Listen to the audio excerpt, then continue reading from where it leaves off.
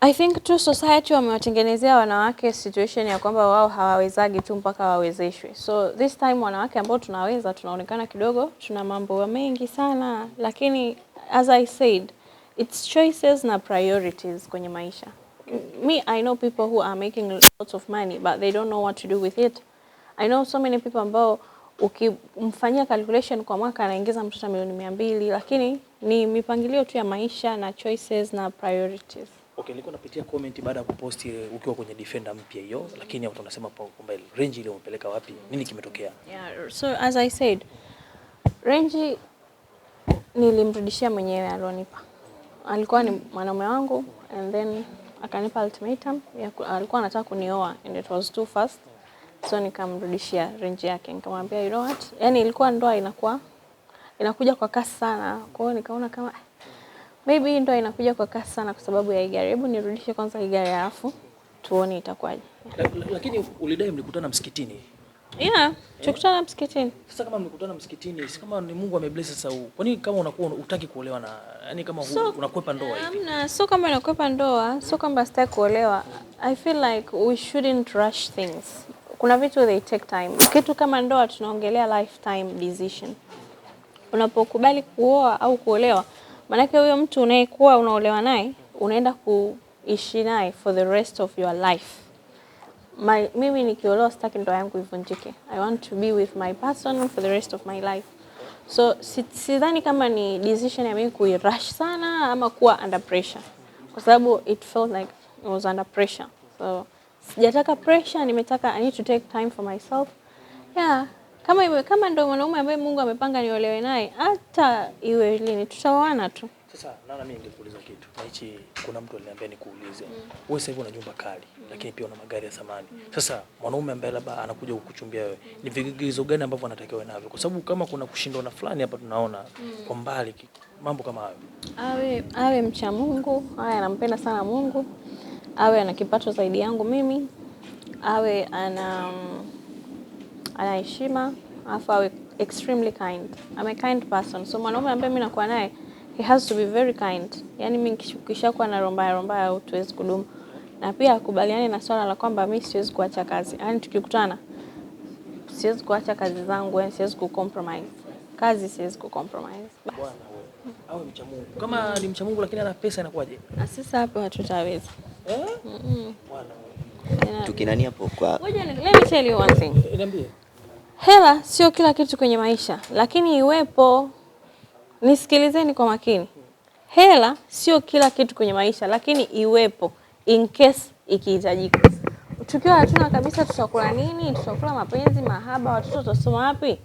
Watoto inabidi wasome shule nzuri, watoto waendeshe. Kwa hiyo magari mazuri, manyumba mazuri, trips huko Marekani tuzione kwa watu wengine? Hapana, haitakiwi. Vipi kule Babati mke wa pili? Ya kweli hayo? Hapana, mimi sijaolewa bado. Unajua hii issue ya mimi nimeolewa mtanisababisha mimi nikose mume. Mume wangu ataweza kwenda kuoa huko akijua mimi nishaolewa. Kumbe sijaolewa. Bwana. Sasa wakina lokolo unawaambiaje? Kwa sababu wao ndio walithibitisha hiyo. Kama wana uthibitisho, sawa. Sasa kama mtu ana uthibitisho utabishana na nini? Inabidi ubishane na watu ambao hawana uthibitisho. Kama kweli mtu ana kithibitisho, sawa. Lakini I don't think kuna uthibitisho wa kitu cha mtu kutoka kwa mtu mwingine. I'm responsible for what I say na vitu vyangu mimi. Mimi ndo nasema sijaolewa. Kama mtu ambaye anaweza kusema kwamba nimeolewa, inabidi ni mwanaume ambaye amenioa ndo asema. Mame aseme mimi nimemuoa huyo msichana. Picha hizi hapa za ndoa na za harusi. Sasa kama akisema mtu mwingine yoyote tofauti na mwanaume alionioa na mimi, hiyo inakuwa ni story tu, kama story ya mjini kama story nyingine. Inaonekana fikra na mawazo ya Nana ni kwamba pesa ni kipaumbele sana. Hii Defender ni shilingi ngapi zimetotoka? Defender hiyo nimepewa bure. Nimekuja nalo kupiga picha. Nitarudisha. Namba yandiko na Dolzi. Si ndio hapo sasa? Hebu wajiulize. Nimeenda South Africa, nikakodisha gari, nikaja nayo Bongo, nimepiga nayo picha, hapo kesho kutwa inarudi. Bwana.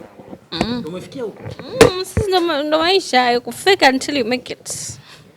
Maana magari unarudisha. Fake it until you make it. Tuelewaje sasa? Yaani ni kwamba you have to confuse your enemies. Moja ya comment nyingi ambazo zimetawala kwenye Defender yako, watu wasemaona kama gari ina muonekano wa kiume. Na kwa nini anatumia gari kama hili? Inaitwa women with boy toys. Women with big machine. Mimi napenda magari makubwa. Yaani ngoja nikwambie, ukionjeshwa luxury, it's very hard to go back. Mimi sikuwa na mpango wa kununua gari, lakini baada ya kuirudisha ile gari nikagundua nimeshaonjeshwa luxury. You can never go back. Kwa wanawake sisi, it's very hard to go back from lifestyle. Ukishakuwa na a certain lifestyle, kurudi chini ni ngumu sana. Sana. So for me, niliporudisha ile gari, I was like, sasa nishazoeshwa luxury, nimezoea Range Rover. Nitarudi kwenye gari gani tena? Inabidi nitafute gari luxury nyingine kubwa. Na baada ya Defender, next stop tunaenda wapi sasa? G-Wagon. Ndio dream car yako? Yeah, na G-Wagon inauzwa South Africa, niliangalia ilikuwa inauzwa milioni 6 rand milioni 6. Ukiconvert rand milioni 6 ni kama milioni 900 inaenda kwenye 1B. Sasa hizi kwa hiyo yani mimi ndo G-Wagon naitaka. G63 2026 mpya nzuri. Inauzwa milioni 800 bila ushuru hiyo. Milioni 800. Watu watasema mbona kama anadoza anamgeza Nandi hivi? Nani? Nandi. Kasa kwa nini? Nayo G-Wagon. Basi ingekuwa ni hivyo, kila mtu tungekuwa tunagezana basi vitu vingi.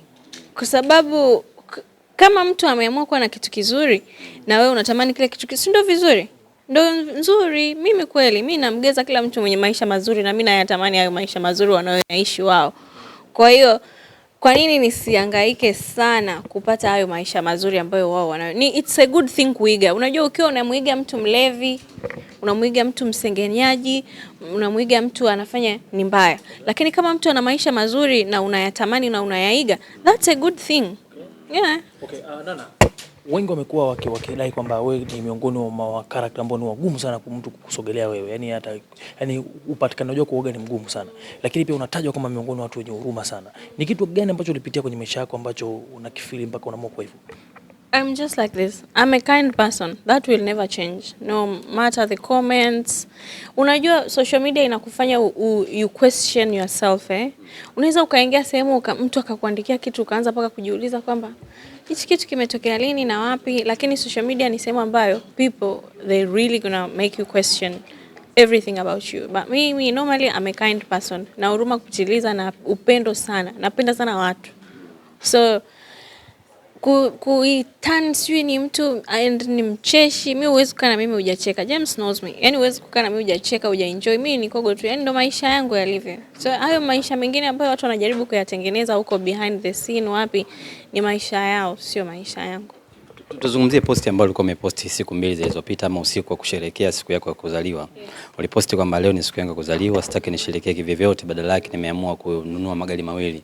Mbali na hii Land Rover, pia ukanunulia gari kwa ajili ya familia. Ukaandika pale nimenunua kwa jasho langu, sijahongwa kama sikosei. Natamani nipate moment ama hisia ulizokuwa nazo wakati unaandika ile kauli, sijahongwa kwa jasho langu. So kitu kimoja, watu wengi wanaokujua na wasiokujua wanatamanigi ushuke kwenye maisha. Kama mimi kabla sijaposti Defender niliposti Alphard. Nilichekwa sana.